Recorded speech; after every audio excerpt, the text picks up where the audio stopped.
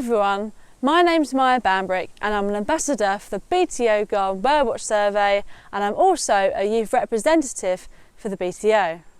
Every 3 months the BTO Garden BirdWatch team look over the previous quarter's results to see what is happening in UK gardens and to share those findings with garden birdwatchers. The last quarter has been quite typical for a spring in many ways, which has been pleasant following 2020's Easter heatwave and last year's non-stop rain and cold. The poor breeding success of many birds in 2021, likely a result of unusually cold weather, has been a constant theme in last year, and for good reason. Some of our favourite garden birds were seen in much smaller numbers than typical for the rest of the year and the start of 2022, including some record lows for certain species.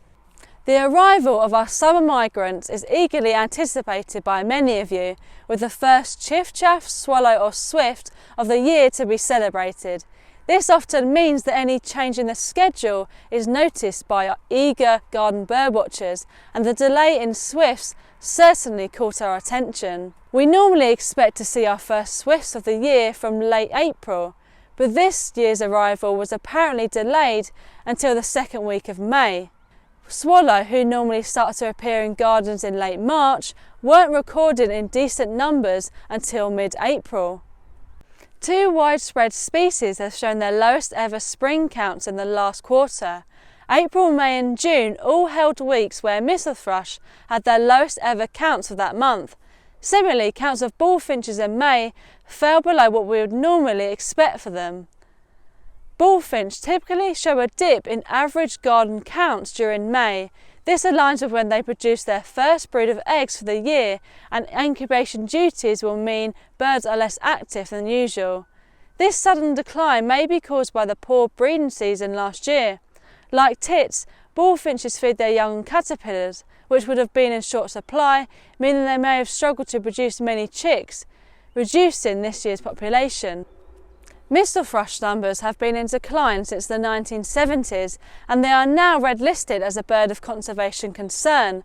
Their decline is thought to be partly due to changes in field drainage practices and increased hedgerow removal, depriving them of easy access to ground invertebrates.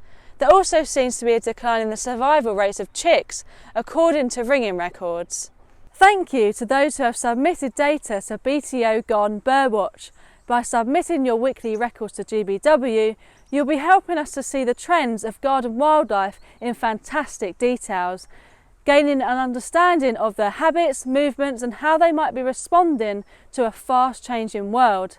And if you haven't taken part, now is a great time to begin. As we move into cold weather, the food in our gardens become more important, and the warmer temperatures in urban areas can bring in some remarkable species.